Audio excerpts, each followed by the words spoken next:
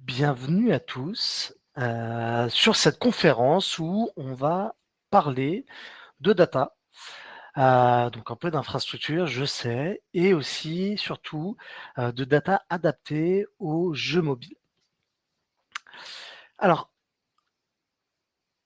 j'aime bien commencer toujours par une petite citation, et ici je vais essayer de citer donc une petite phrase de Supercell. Pour ceux qui ne connaissent pas Supercell, vous devez forcément avoir entendu parler ou même déjà joué intensivement aux jeux qu'ils ont proposés. Donc si vous connaissez Clash of Clans, si vous connaissez Clash Royale, bah, c'est Supercell qui est derrière. Donc, vous verrez de toute façon le petit logo se charger lorsque vous lancez le jeu. Et aujourd'hui, leur credo, donc Supercell, qui est une boîte qui est basée dans ce qu'on appelle dans la partie Nordics, ils ont un peu une philosophie de développement, c'est-à-dire qu'aujourd'hui, ils ont bien compris que la data, ben, c'est pas grâce à ça qu'on va faire un hit game, d'accord? C'est pas grâce à la data qu'ils vont arriver à, lors de sa sortie, faire en sorte que le jeu soit dans le top one des téléchargements sur les différents stores, que ce soit sur l'Apple Store, que ce soit sur le Play Store. Par contre, c'est la data qui va permettre d'améliorer le jeu et de faire en sorte qu'il ben, se maintienne, on va dire, au top one du jeu, au top one des stores, qu'il soit téléchargé, qu'il soit utilisé. Et c'est vraiment ici que, en fait, on voit ce que la data va pouvoir apporter. Ce qu'il faut comprendre, c'est que dans le monde des jeux mobiles, dans le développement des jeux mobiles, on n'est pas dans la création de jeux comme sur les plateformes de type Xbox ou PlayStation. C'est qu'aujourd'hui, on estime à 90 secondes le temps qu'il faut pour faire adhérer à un joueur le jeu, c'est-à-dire le temps qu'il va télécharger, qu'il va lancer le jeu. On a 90 secondes pour le fédérer, c'est-à-dire pour faire en sorte que il va décider d'investir un peu plus de temps pour pouvoir continuer à jouer sur ce jeu-là. Et 90 secondes, c'est très court. Aujourd'hui, quand on lance un jeu sur console, pour ceux qui ont des consoles, généralement en 90 secondes, on a à peine le temps de charger la petite animation du studio qui a créé le jeu, et ça s'arrête là, tout simplement. Là, sur mobile, c'est que le joueur, on va dire l'expérience utilisateur, c'est qu'il va télécharger le jeu. Bon, peut-être qu'il a vu une petite pub qui était sympa sur Apple Arcade ou autre. Il va télécharger le jeu, il va lancer le jeu, et sur 90 secondes, il voit que ça charge, que ça prend du temps. Et forcément, il va pas forcément, en tout cas, il va pas forcément vouloir continuer et l'utiliser, et possiblement même derrière, il va vouloir supprimer le jeu. Donc voilà. Donc créer un jeu, c'est une science, d'accord? Il va falloir avoir la réflexion du gameplay. Par contre, aujourd'hui, mettre en place de la data autour de ce jeu, donc comprendre les différents aspects du jeu et du gameplay, va permettre de pouvoir l'améliorer au quotidien, pouvoir faire des mises à jour et justement fédérer les différents utilisateurs. Donc si aujourd'hui on regarde un peu à quoi va servir la data dans les jeux vidéo, et je parle vraiment ici de jeux mobiles. Pour ce qui nous concerne, c'est que, alors, comme je l'ai dit au tout début, c'est la partie engagement. La partie engagement, va être très importante. C'est que si à un moment donné, le joueur qui télécharge le jeu, s'amuse dessus pendant peut-être 2-3 heures sur la première semaine, mais sur la deuxième semaine, il va se dire, bon, en fait, j'ai plus aucun intérêt, c'est trop compliqué, j'arrête. On va dire le studio du jeu vidéo n'aura pas gagné, c'est que d'accord, il aurait eu beaucoup de téléchargements à un instant T. Par contre, il ne serait pas arrivé à les garder, à les fédérer. Au même titre, c'est que si le joueur il y joue pendant 4 mois, mais il y joue 10 minutes par mois, parce que peut-être que le jeu, en termes de gameplay, il n'y a pas énormément d'action derrière, et donc ça ne demande pas énormément de connexion de l'utilisateur. Par exemple, moi, je sais que dernièrement, je joue à Virtua Regatta. Peut-être que ici, il y en a quelques-uns qui ont pu possiblement s'inscrire sur la partie Vendée Globe, qui a eu lieu il y a 1 an ou 2 ans, où il y avait énormément de monde de connectés. Typiquement, c'est un jeu où on va se connecter très souvent au début, mais après, bon, on va regarder un peu les directions, on va pouvoir rediriger un peu changer la direction du bateau, et derrière, possiblement se déconnecter. Donc, c'est des petites sessions d'utilisateurs à chaque fois qu'on va générer. Donc, la data va nous permettre de récolter de l'information sur ce gameplay, en tout cas sur le comportement des utilisateurs, alors que ce soit le comportement juste sur la partie gameplay et jouabilité du jeu, mais aussi sur l'expérience utilisateur sur l'UX. Est-ce que, par exemple, il va mettre longtemps à cliquer sur un bouton? Est-ce qu'il va mettre longtemps à possiblement aller sur la partie où il va pouvoir acheter des coffrets avec des crédits ou avec des items spéciaux? Est-ce que possiblement, j'ai designé un level, par exemple, on va prendre Angry Birds. Angry Birds, est-ce que des fois, peut-être que le level est trop compliqué pour le joueur, et donc il va créer de la frustration, il va faire en sorte que le joueur parte. Donc c'est toutes ces informations qui vont vous permettre, une fois que le jeu sera lancé, de faire en sorte que les joueurs reviennent, que les joueurs vont réessayer, que les joueurs vont possiblement investir de l'argent aussi pour acheter des crédits ou acheter différents items. La deuxième partie, c'est la partie fraude détection. Alors là, on est plus dans le monde des jeux multijoueurs.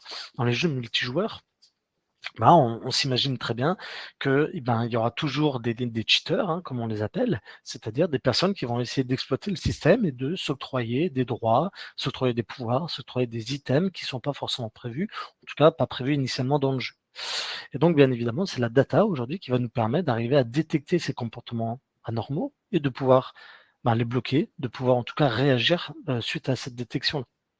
Autre partie aussi qu'il faut arriver à identifier dans ces jeux mobiles, c'est que de plus en plus, on va créer ce qu'on appelle des communautés. Alors, je ne parle pas de communautés qui vont se dire ou s'entraider sur on va dire de comment finir le jeu ou de s'entraider sur des moyens, voilà, sur ce genre de communauté web. Je parle plus de communautés à l'intérieur du jeu. Par exemple, ici, je vais prendre SimCity, ou même, je crois même que c'était dans Clash of Clans aussi, il y avait ça. C'est qu'on peut très bien créer des clans, on peut créer des clubs, c'est-à-dire il y a des personnes qui vont commencer à se connecter, qui vont faire partie de ce club, qui vont pouvoir interagir socialement entre les différentes personnes. Et donc, qui dit interaction sociale dit aussi capacité de modérer cette interaction pour éviter tout ce qui est abus sociaux, abus possiblement, voilà, insultes, violences et tout ce qui va dessus.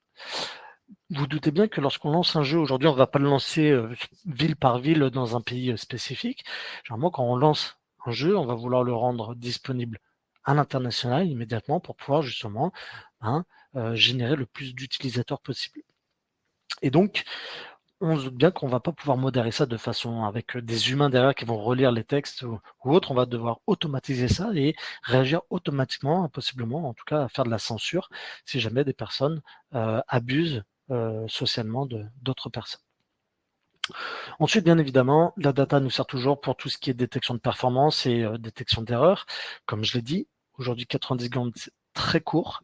Et 90 secondes, si on met juste 45 ou 60 secondes juste à charger les paramètres et le profil utilisateur, tout ce qui est la partie leaderboard, c'est-à-dire possiblement, dans mon jeu, j'ai mis en place des achievements. Vous avez tous vu ça sûrement, soit sur des jeux mobiles, soit sur des jeux consoles, où vous débloquez des succès, etc.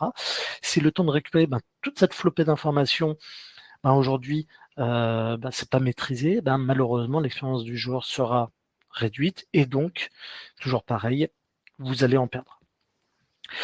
La partie monétisation. Alors ça, c'est aujourd'hui, dans la partie jeu mobile, c'est une partie très importante.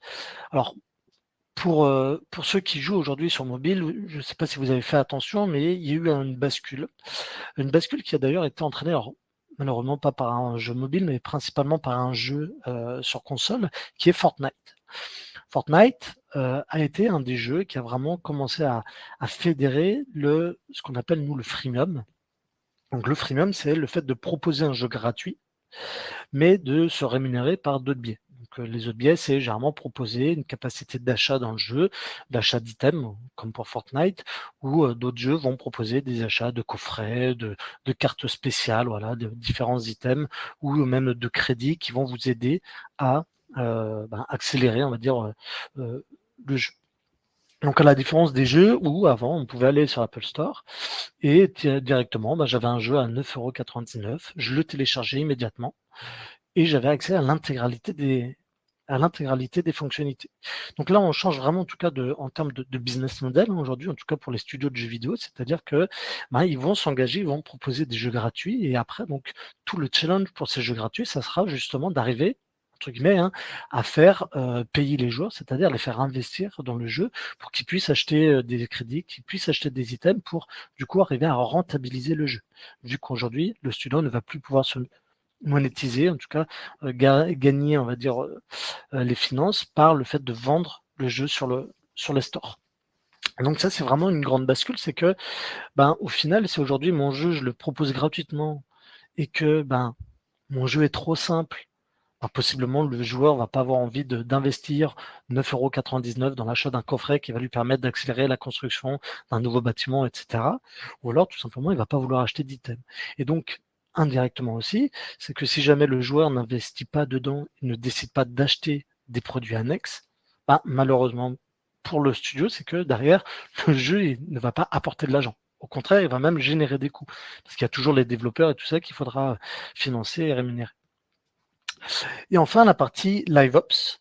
Donc la partie LiveOps, bien entendu, ici, c'est, on va dire, on est du côté opérationnel. On a besoin de la donnée au niveau des CPU. On a besoin de la donnée au niveau de la mémoire pour être sûr de pouvoir fournir aussi les performances, de pouvoir fournir le back-end. Vous doutez bien aujourd'hui que les jeux mobiles, alors aujourd'hui principalement les nouveaux jeux qui se connectent ou qui a de l'échange de données, les informations ne sont pas forcément stockées sur le mobile. Elles vont se synchroniser avec des back-ends qui vont par exemple permettre de stocker tout ce qui est user profile, tout ce qui est, comme je disais, les achievements avec les différents succès qui ont été bloqués, ou même de lancer des parties de matchmaking, c'est-à-dire que quand on a un joueur qui va affronter un autre joueur ou des équipes qui vont affronter une autre équipe, on n'est plus sur du réseau de peer, d'accord. On est sur donc peer, c'était vraiment le fait que des téléphones échangent de la donnée entre eux.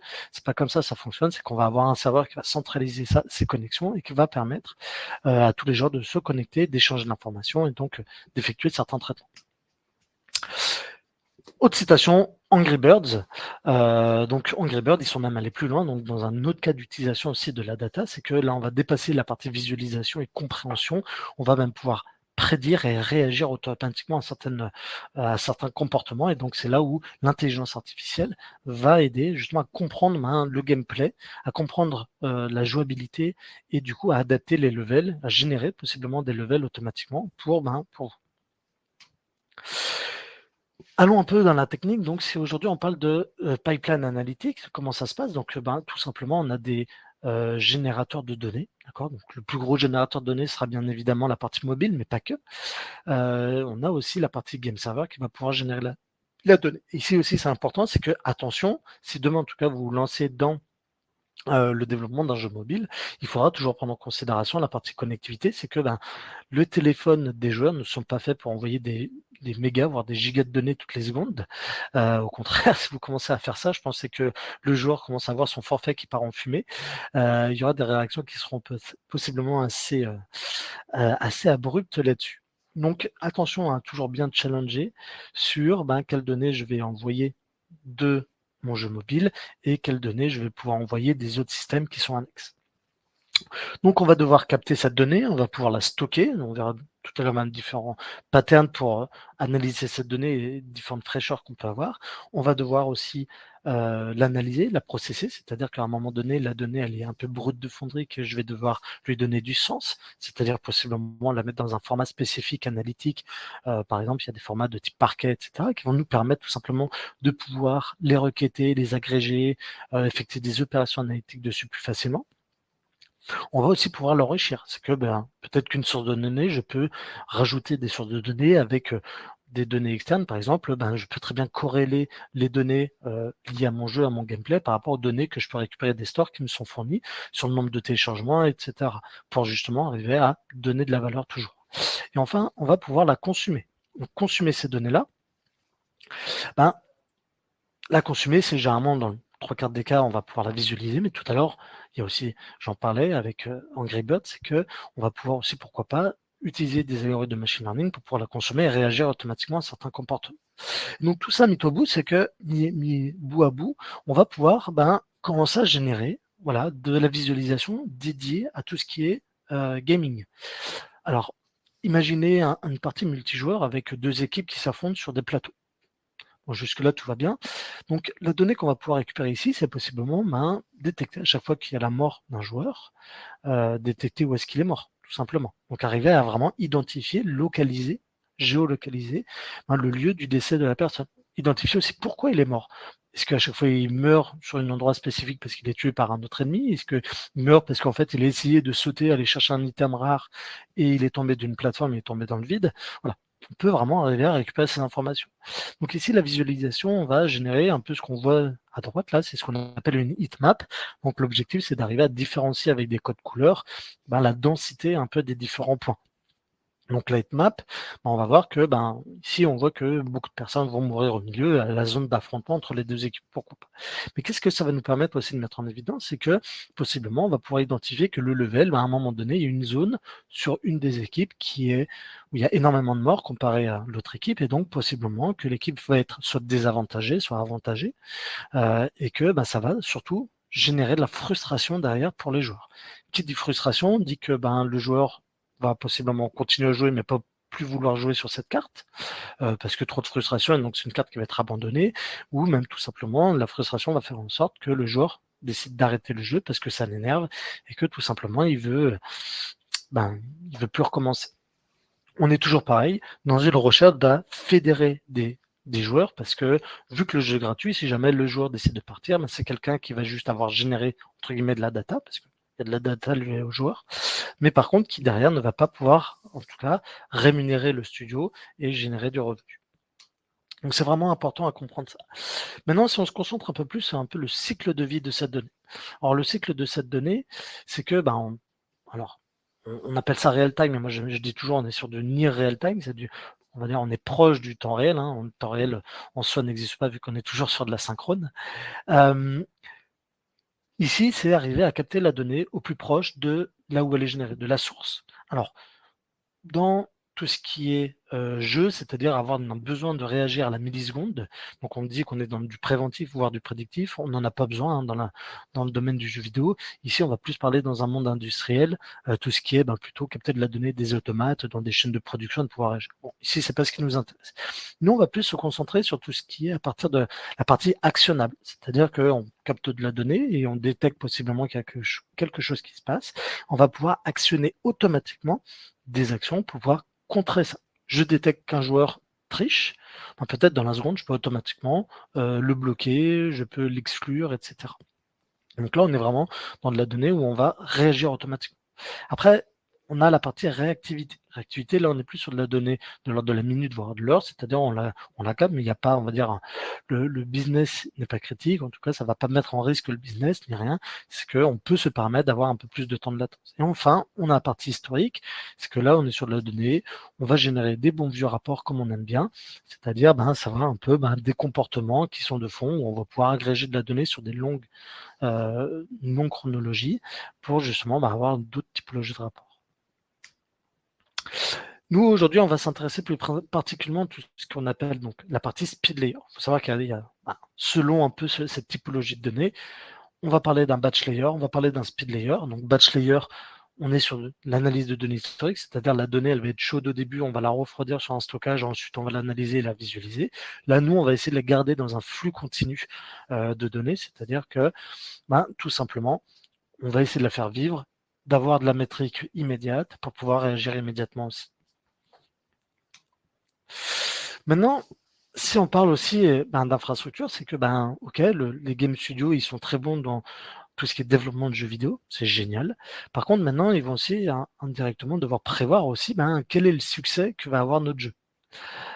C'est tout simplement pour dire quelle est l'infrastructure que je vais mettre derrière pour pouvoir capter la donnée. C'est bien beau de capter la donnée de mes joueurs, mais à un moment donné, il faut du CPU, il faut de la RAM, il faut des disques pour en faire ça. Et c'est ici que les cloud providers vont intervenir, c'est-à-dire que les cloud providers, là, peu importe, je ne suis pas pour prêcher ma paroisse, peu importe aujourd'hui les solutions, c'est que leur métier, c'est de proposer des services d'infrastructure, et leur métier, c'est aussi de fournir des services d'infrastructure qui ne soient pas trop complexes. On n'est plus à fournir des machines virtuelles et autres, où on va demander à des game studios de mettre en place des architectures très complexes. Aujourd'hui, les game studios, ils veulent, un peu comme tout le monde, se concentrer sur les fonctionnalités du jeu, sur le gameplay, plutôt que de passer 3 mois à construire une infrastructure qui doit s'adapter à la charge, etc. Donc c'est là où on va de plus en plus, en tout cas, aller vers ce qu'on appelle des services qui sont serverless, c'est-à-dire que c'est des services où on va totalement masquer la complexité d'une infrastructure, on va juste être consommateur. Exemple, je veux pousser de la donnée sur un stream de données, je la pousse, et puis voilà, derrière, que j'ai un utilisateur ou que j'ai 10 millions d'utilisateurs, d'un point de vue infrastructure, je n'ai rien à gérer, j'ai juste à pousser la donnée, à pouvoir la consommer et à mettre un peu des connecteurs bout en bout pour pouvoir la consommer, la visualiser ou autre. Donc c'est là où, en tout cas, on va aller à cette recherche-là. Parce que, tout simplement, on n'est jamais à l'abri qu'un jeu qui a été développé par un développeur dans son coin, type Flappy Bird. Alors pour ceux qui connaissent, vous avez pu voir peut-être possiblement déjà les courbes des Apple Store ou Play Store sur le nombre de téléchargements, où il est resté dans le top 1 pendant très très très longtemps. Alors là pour le coup, heureusement pour la personne, c'est que je pense qu'il n'y avait pas beaucoup de back-end ni rien, en tout cas il n'y avait pas de game server qui gérait ça, sinon je pense qu'il se serait fait exploser. Et c'est là où c'est vraiment important, c'est que si demain, en fait, on choisit une infrastructure qui n'est pas scalable, et toujours pareil, on va générer de la frustration et derrière, on va générer de la frustration et donc, pareil, on va possiblement perdre des joueurs. Mais attention, si jamais notre infrastructure est trop scalable, c'est qu'on a aussi des coûts. L'infrastructure, c'est payant, comme tout service. Donc, si l'infrastructure est payante et qu'on est dans un mode freemium, les coûts, au final, on n'a pas forcément de la génération de crédit ou en tout cas de l'achat d'items immédiats par les joueurs. Donc cette infrastructure, c'est le studio qui doit prendre en charge des coûts et qui doit fournir, entre guillemets, ce service gratuitement aux joueurs. Parce que d'un point de vue joueur, au final, je télécharge le jeu, il est gratuit, je le consomme, et voilà. Au final, je génère zéro revenu aujourd'hui pour les personnes. Sauf si, bien évidemment, on avait utilisé le système de publicité. Donc c'est là où il va falloir trouver ce juste milieu, et encore on l'a vu dernièrement avec le lancement des derniers MMO avec par exemple Lost Ark, où énormément de joueurs se sont plaints des files d'attente qui avaient été créées justement pour rejoindre les game servers, files d'attente qui ont été aussi là pour mitiger, on va dire, de la partie infrastructure derrière, parce que s'il y avait 10, 15, parce que c'était un jeu mondial, peut-être 50 millions de joueurs connectés d'un coup, il y avait une infrastructure qui allait pouvoir gérer ça, il n'y a pas de souci, mais les coûts de l'infrastructure aussi allaient être en pic, en exponentiel. C'est pour ça qu'on a pu mitiger, créer plutôt de l'adhérence des joueurs pour les permettre de revenir, d'investir du temps dessus, et toujours pareil, de pouvoir aussi les amener vers, à un moment donné, vers le business model que l'entreprise a choisi.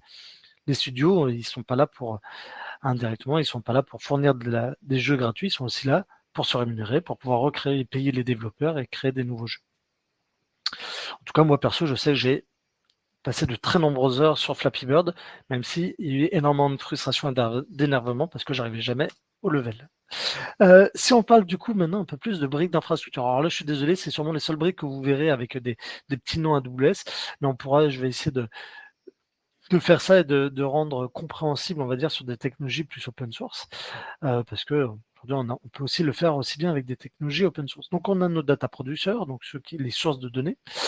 Ces sources de données vont pousser de l'information. Donc là, cette information, donc la source de données, on imagine jeu mobile, va pousser de l'information devoir pousser de l'information de façon sécurisée à un stream de données. Alors, stream de données, nous, on a un petit service qui s'appelle Kinesis, mais on peut très bien imaginer du Kafka ici, qui fait la même chose.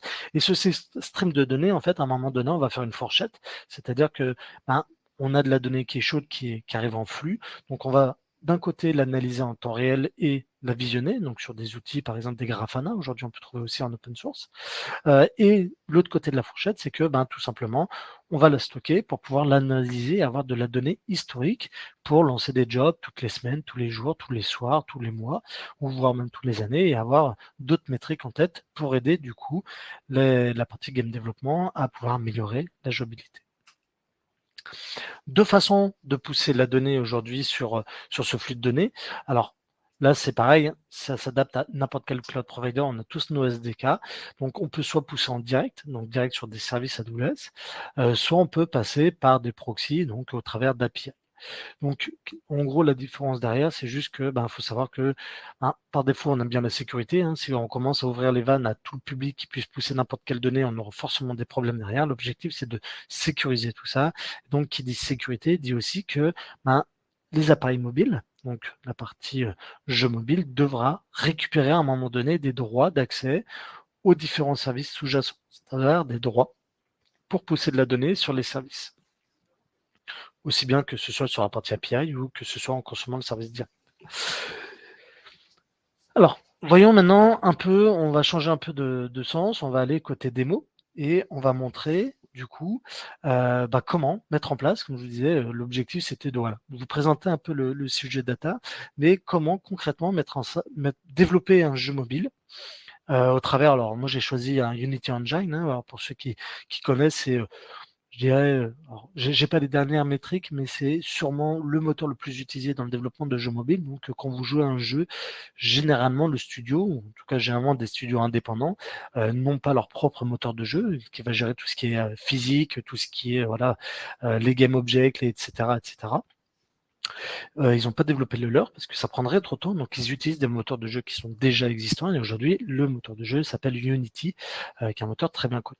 Donc on va directement en fait s'intégrer dans Unity et rajouter des petits briques de code pour nous permettre d'envoyer de la donnée sur notre flux de données. Et c'est là aussi où c'est important, c'est que pour ceux qui connaissent le monde du développement du jeu vidéo, c'est que développer un jeu et même sortir un jeu, et même peu importe si c'est mobile ou plateforme type console, c'est toujours le rush, c'est que quand le jeu est annoncé une certaine sortie, on peut pas lui dire non, j'ai besoin d'un mois de plus pour le développer et rajouter d'autres fonctionnalités. Donc c'est-à-dire que même dans l'urgence, généralement, on va toujours se concentrer sur le gameplay. Mais aujourd'hui, de rajouter des briques de data ultérieurement, vous verrez que ça se passe toujours mal. C'est vaut mieux immédiatement capter la donnée parce que c'est là où on va dire la donnée aura le plus de valeur parce que ça nous donnera de l'information sur aujourd'hui le ressenti des joueurs de est-ce qu'il reste pas, est-ce que ça va faire le buzz ou non.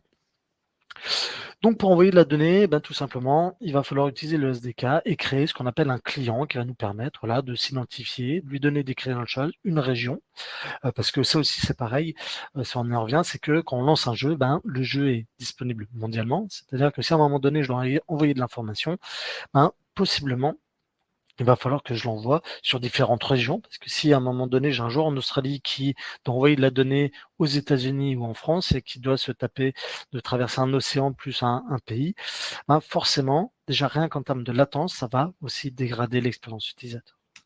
Donc je crée le client et tout simplement, après, j'utilise des commandes, des tâches asynchrones qui vont me permettre d'envoyer l'information sur un stream spécifique et au final ça va se faire en arrière-plan sur le jeu.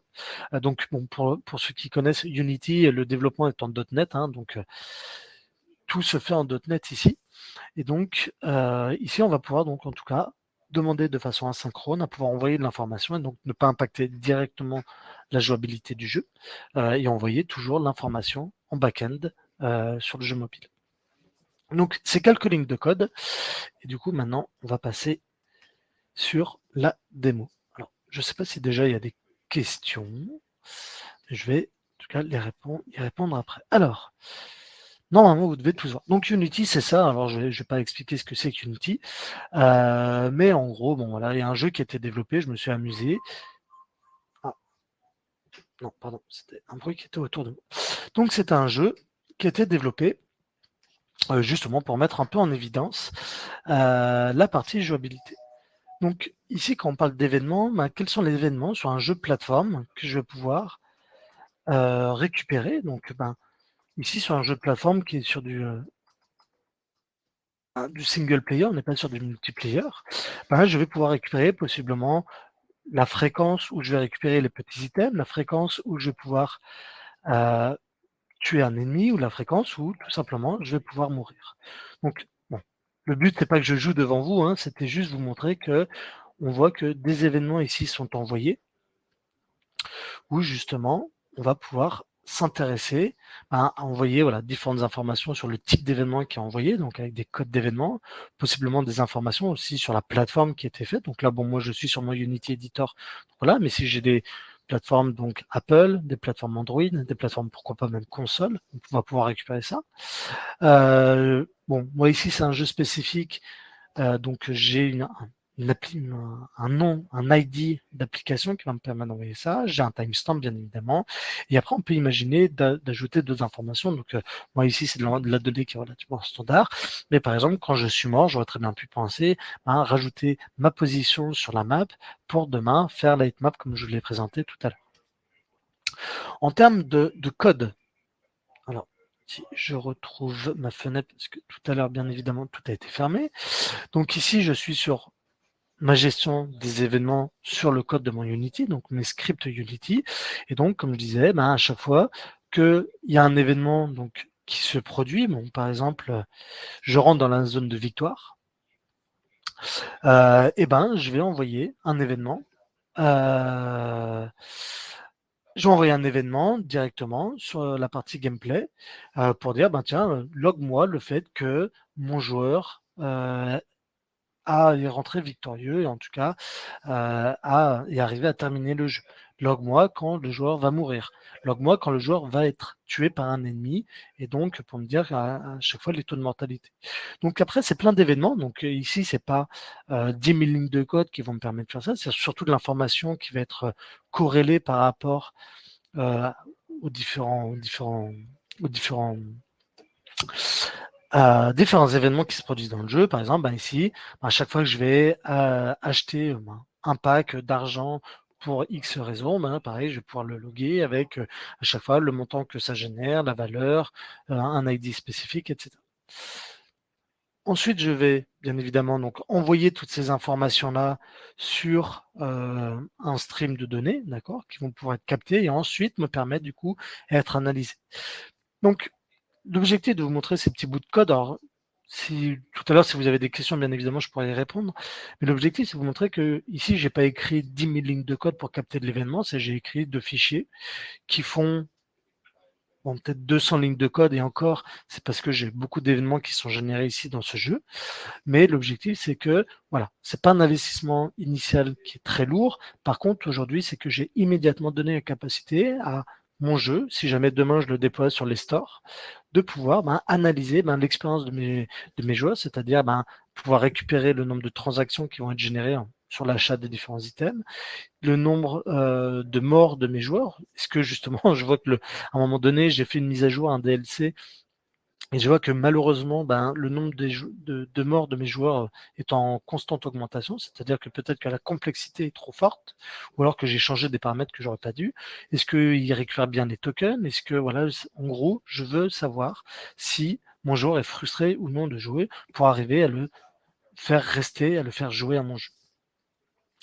Ensuite, quand on parle de la partie donc plutôt back-end, donc bien évidemment, j'ai un espace de stockage qui va me permettre non, c'est pas celui-là, qui va me permettre du coup de récupérer de la donnée. Donc ma donnée, elle est gérée par mois, par jour. En gros, elle est partitionnée et automatiquement, voilà, elle est mise dans un format analytique. C'est-à-dire que demain, je veux l'analyser, je veux faire des requêtes dessus, je pourrais faire des requêtes dessus. De l'autre côté, j'ai mon flux qui arrive aussi en permanence. Alors là, je ne sais plus si je produis encore de la donnée. Si, j'envoie encore de la donnée. Donc j'ai mon flux qui arrive en permanence et qui va me permettre tout simplement de capter la donnée, de pouvoir l'analyser. Pour l'analyser, là on est sur une partie un peu plus back-end, c'est-à-dire que je vais pouvoir effectuer, alors vous en faites pas, je ne vais pas longtemps détailler la partie SQL, mais ici en fait je lance des requêtes SQL directement sur mon flot de données, c'est-à-dire que je vais créer ce qu'on appelle des fenêtres d'une minute. Donc faut voir ça, le fait que en fait je vais agréger de la donnée pendant une minute et je vais lancer ma requête sur cette minute, sur cet intervalle. C'est donc derrière, ça va possiblement faire des calculs sur cette minute, par exemple. Voilà, le nombre de logins d'utilisateurs qui sont effectués. Je vais regarder le nombre de, voilà, comme je vous disais, le nombre de morts du joueur à cause des ennemis, etc., etc. Donc, c'est énormément de requêtes où je vais juste exploiter les informations qui me sont fournies par l'événement. Ici, je vais même principalement exploiter les informations sur le type d'événement, mais après on peut aller même plus loin, c'est-à-dire que je peux même récupérer sur un type d'événement spécifique, c'est-à-dire que les in-app purchase, c'est-à-dire les achats qui sont faits sur mon application, les transactions qui sont effectuées, je peux récupérer le type de currency, le montant généré, etc. Donc toutes ces informations-là vont me permettre en fait de les analyser en temps réel. Je vais même pouvoir immédiatement visualiser les informations qui vont être générées de l'autre côté. Maintenant, c'est bien beau, j'ai récupéré mes informations en temps réel. Derrière, je vais pouvoir les pousser, je vais devoir les pousser en tout cas sur un outil de visualisation pour voir un peu de la donnée affichée en temps réel. On n'est pas sur des outils de data vis où on va faire un F5 et rafraîchir à chaque fois. L'objectif, c'est d'avoir un peu de la fraîcheur sur cette donnée parce que c'est bien de la visualiser. Donc là, on commence que c'est de la donnée générée, donc on voit le nombre d'ennemis qui est généré, donc une première information. Donc je vais devoir la visualiser. Alors, visualiser, c'est bien beau, mais l'objectif principal, c'est aussi de pouvoir réagir. Possiblement, réagir, c'est j'ai poussé une mise à jour, je vois que le taux du nombre de joueurs morts ou alors même la durée de la session d'un joueur sur mon jeu est en constante baisse. Et donc, c'est-à-dire que les jeux sont en train de moins jouer à mon jeu, ils sont en train de partir. Donc, automatiquement, peut-être qu'il faut que je fasse un rollback. Donc, ce qu'on voyait un peu sur des principes de déploiement un peu intelligents, mais on va pouvoir aussi l'appliquer sur la partie jeu, c'est-à-dire que peut-être que je vais rollbacker sur un ancien level, peut-être rollbacker sur une ancienne version du gameplay, pour pouvoir, toujours pareil, arrêter cette frustration au niveau des joueurs. Donc, je nous ai construit un petit board aussi ici, justement pour pouvoir commencer à visualiser un peu ces données qui arrivent en permanence. Alors bon, j'ai essayé de les générer depuis quelques temps, mais bien évidemment, j'ai eu une petite rupture tout à l'heure. Mais voilà, on génère de la donnée, donc on voit un peu les évolutions des différentes transactions. À quoi ça va me servir aussi de capter ces transactions-là? C'est que, je ne sais pas si vous avez déjà joué à des jeux comme SimCity, c'est que, à un moment donné, déjà, c'est arriver à avoir assez d'argent pour construire les différents blocs sur le jeu, c'est déjà compliqué, mais des fois, on voit des petites offres promotionnelles. Voilà, vous avez un coffret à 50% de réduction, à 60% de réduction. Tout simplement, on va pouvoir gérer en fait aussi ça, cette partie item en live et fournir cette liste de coffres à acheter, tout simplement en réaction à possiblement de la donnée. Je vois qu'à un moment donné, j'ai une chute totale ici. Possiblement, si j'ai une chute totale ici, je vais pouvoir envoyer une information à tous les jeux mobiles pour déclencher une promotion sur un certain coffret et donc régénérer de l'achat derrière. Pareil, on peut monitorer aussi tout ce qui est gameplay, c'est-à-dire arriver à mettre en corrélation le nombre de victoires, le nombre de morts à cause des ennemis, le nombre de morts parce que j'ai sauté dans le vide, le nombre d'ennemis aussi qui ont été tués. Est-ce que je m'aperçois possiblement que en fait les joueurs ne prennent même plus le temps d'essayer de tuer les ennemis, ils veulent juste arriver à finir le level. Donc voilà. On a aussi bien sûr de l'information sur tout ce qui est live ops, c'est-à-dire savoir un peu comment tout mon comportement et mes algorithmes fonctionnent, est-ce qu'ils s'exécutent bien, quel est le volume de données que je capte, est-ce que j'ai une bonne latence, une bonne performance, est-ce que voilà, possiblement je dois aussi travailler là-dessus. Par exemple, on est en France, on est bien loti, on a de la 5G, mais possiblement, si demain je vais dans un pays qui a un peu moins de connectivité, est-ce que possiblement le volume de données n'est pas trop gros? Est-ce que les temps de latence aussi sont assez bons pour pareil, toujours, objectif de ne pas générer de la frustration ou ne pas impacter l'utilisateur et son crédit mobile. Quand on parle de données historiques, les données historiques, là on est dans d'autres types de métriques qu'on va pouvoir générer. Donc là, c'est par exemple, je veux voir la répartition des plateformes. Voilà, je capte de l'information, c'est bien beau. Mais aujourd'hui, quelles sont les plateformes les plus utilisées? Est-ce que c'est l'Android, du PC, la PlayStation, l'Unity Editor, de la Xbox, de l'iPhone? Quels sont les joueurs qui jouent le plus? Pourquoi est-ce que ça marche mieux sur Apple que sur Android, etc. Donc, ça va nous permettre aussi de comprendre aussi la répartition de notre marché et de qui consomme notre jeu vidéo. Voilà, le nombre d'items qui sont achetés, pareil. L'objectif, c'est de voir que les joueurs sont plus portés sur l'achat des gros coffres comme ici, et possiblement ça va avoir un sens sur la partie gameplay. La partie revenu aussi par plateforme, pareil, savoir est-ce qu'il y a certains pays qui ont peut-être plus le vent en poupe par rapport à d'autres, pourquoi, comment. L'objectif, c'est toujours pareil, c'est de donner de la data aux gestionnaires de projet pour qu'ils puissent comprendre comment leur jeu est utilisé pour améliorer en tout cas la jouabilité de jeu. Revenu par country aussi. Donc voilà.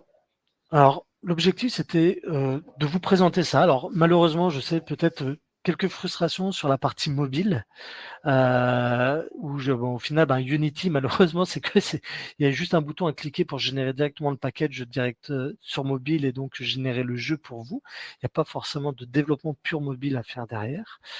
Par contre, aujourd'hui, en tout cas, si demain vous voulez vous lancer dans le développement d'un jeu vidéo, enfin moi le jeu que j'ai fait, le jeu de plateforme que j'ai fait, c'est basé sur un tutoriel Unity, donc ça n'a pas été un très grand défi en tout cas sur la création du jeu.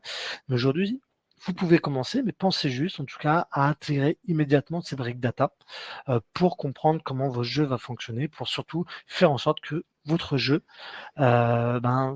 soit périn dans le temps, soit maintenu et en tout cas puisse être utilisé et puisse fédérer des utilisateurs et qu'on puisse tout simplement aussi s'amuser dessus en y jouant. Voilà. Tac. Alors, Je ne sais pas s'il y a des questions. Hop. Merci Steve pour ta conférence. Donc, il n'y a pas eu de questions dans le chat. Je les ai relancées il y a 7 minutes, 8 minutes pour avoir les questions. Donc là, c'est le moment. N'hésitez pas à poser vos questions soit directement via le chat ou soit vous levez la main aussi pour monter sur scène et poser la question en live à Steve. Des fois, c'est un peu plus simple parce que de tout mettre par écrit, ça peut être assez délicat en fonction de la complexité de la question. Je vois qu'il y a une main qui est levée, je ne sais pas si... Ouais, mais du coup, ça a été... Voilà, Vincent. Salut. Ouais. Salut Vincent. Salut. J'avais une petite question, en fait, à un moment donné, quand tu as partagé le code, tu as logué l'événement Buy Gem, par exemple, quand on achète des items. Est-ce que ce genre d'événement, quelle est la préconisation, quelle est la bonne pratique? Est-ce qu'il faut le loguer côté client ou côté back-end? Parce que comme c'est des choses que finalement on va avoir aussi l'information côté back-end quand il y aura la transaction réellement qui a été faite. Voilà, ce genre d'événement, finalement, quelle est la bonne pratique de où Alors, loguer ça? ouais, t'as raison. Moi, je l'ai fait côté client parce que au final, je générais de la... Enfin, la première vocation à cette démo, c'était de la rendre publique et de générer de la donnée comme ça parce que j'ai pas vraiment de back-end ici. Mais tu as bien raison, hein, c'est le côté back-end. Hein, et c'est ce que je disais, hein, c'est que ici, quand on est sur surtout du jeu, on peut passer 60 minutes à générer de la data. Si on commence à générer énormément de data côté mobile, ça va impacter l'utilisateur, ça va impacter son forfait. Et donc, typiquement, ce genre d'information, forcément, ça va être capté par un autre back-end. Et donc là, elle ne donne pas énormément d'informations sur le gameplay. Donc, il vaut mieux que ce soit généré côté back-end. Ok, ça marche, merci. Ouais, de rien.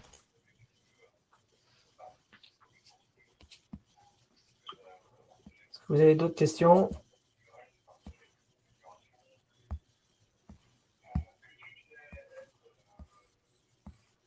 Pas d'autres questions. Au final, j'aurais duré 41 minutes. Et aujourd'hui, enfin moi j'en ai une, hein, c'est aujourd'hui quels sont vos gros acteurs du game chez AWS, les références un peu significatives. Alors, référence significative, il y a Ubisoft. Je pense que Ubisoft est assez connu dans la place avec tous les jeux. Alors Ubisoft, ce qu'il faut voir, c'est que en termes de studios, on va dire français, faut savoir que les studios français, on est très portés sur les jeux à histoire. Les jeux à histoire type Assassin's Creed, Far Cry, etc. C'est pas des jeux massivement multijoueurs. Donc on est vraiment sur un jeu il n'y a pas énormément de données à récupérer parce qu'il n'y a pas beaucoup d'interaction avec les arrière-plans ou des profils. Tout peut être géré côté jeu. Même si aujourd'hui, de plus en plus, on va aller sur, par exemple, des Rainbow Six, où là, on est sur du matchmaking, etc. Donc, il y a de l'Ubisoft. Il y a alors des jeux, pas forcément, l'entreprise est peu connue. D'ailleurs, ils vont témoigner au Summit en avril, qui est Voodoo. Généralement, c'est des petits jeux assez simples, genre... il y avait quoi? C'est des jeux relativement simples, des jeux de plateau, jeux de dés ou autres, qui au final, il y a toujours des personnes qui adorent jouer à ça. Il y a du Fortnite. Bon, ça, j'en ai parlé tout à l'heure. Epic Games, je pense que c'est un jeu qui est très très connu. Là-dessus, pas forcément côté mobile, mais plutôt côté plateforme et console. Après, on a plein de références. Alors, il y en a que je peux dire, il y en a que je peux moins dire. Supercell en est une, Clash of Clans, Clash Royale, et sur AWS aussi. Donc là, on les aide du coup à juste gérer la partie back-end et justement la partie data et machine learning. Ok.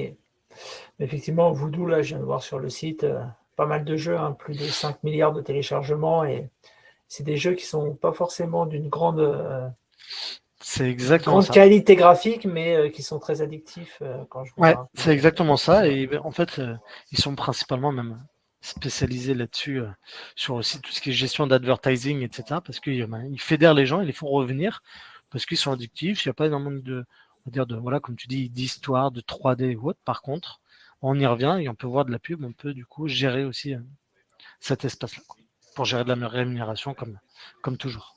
Ok. Très bien, il n'y a pas eu d'autres questions dans le chat. Donc, si personne se manifeste dans les quelques secondes qui viennent, je te libère et je te remercie pour la conf.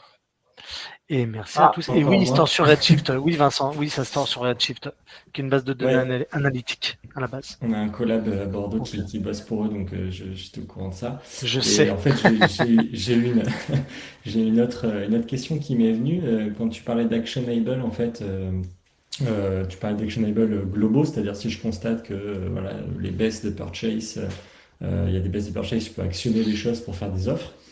Mm. Est-ce qu'il y a des choses qui existent ou comment s'y prendre si on veut faire des choses un peu plus personnalisées? Par exemple, tel joueur en particulier, pour augmenter son taux de rétention, ou tel joueur en particulier n'arrive pas à convertir vers des offres premium.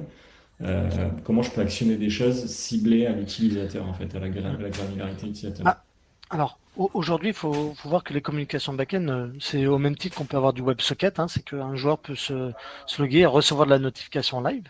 Et donc, on peut aussi faire de la notification ciblée par ce biais-là, c'est-à-dire envoyer uniquement de l'information sur sur un flux, sur un joueur spécifique si on le souhaite.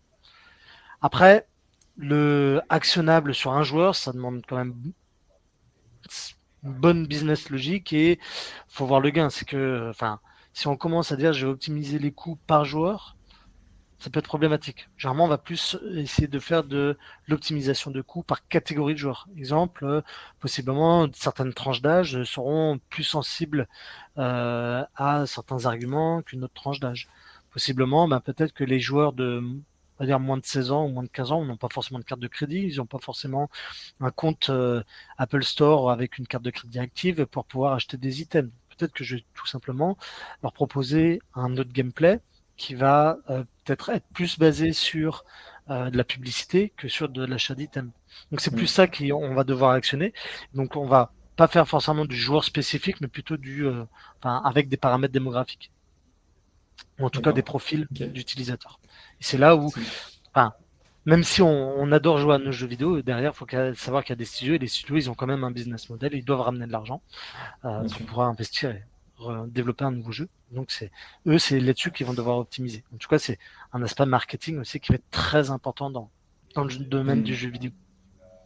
Oui, parce que je fais le parallèle avec la solution Firebase, où en fait ils ont une brique qui s'appelle Remote Config, et Mhm. eux en fait ils ont la promesse de dire voilà, mettez vos KPI, et donc moi si je veux atteindre un taux de rétention utilisateur tant, ou si je veux que il déclenche tel user property, eh bien finalement c'est une machine learning qui va faire en sorte Mm. que en jouant sur les paramètres de configuration, est-ce que je me demandais si finalement on pouvait retrouver ce même mécanisme-là dans le jeu vidéo, ou est-ce que c'était un peu plus Mais si, complexe? alors pour le coup, Firebase est une solution qui est très utilisée euh, Ok, aussi, hein. Mais oui, oui, tout à fait. En tout cas, on peut aller sur du micromanagement, on va dire. Après, aujourd'hui, déjà, faut voir aussi, après, c'est toujours pareil, hein, la courbe d'utilisation des technologies un peu plus modernes, c'est que tous les studios n'ont pas aujourd'hui les briques ou même le temps nécessaire aujourd'hui pour oui, bien aller sûr, aussi loin c'est sûr. en gros, dans la mise en place d'un back-end et donc de ces fonctionnalités business poussées de ce type. Aujourd'hui, Angry Bird Ok. le fait, mais Angry Bird, c'est un jeu qui existe depuis très longtemps. Aujourd'hui, ils ont pu apprendre, ils ont pu s'améliorer, ils ont pu améliorer leur back-end et donc proposer des nouvelles fonctionnalités. Merci Steve en tout cas, c'était top.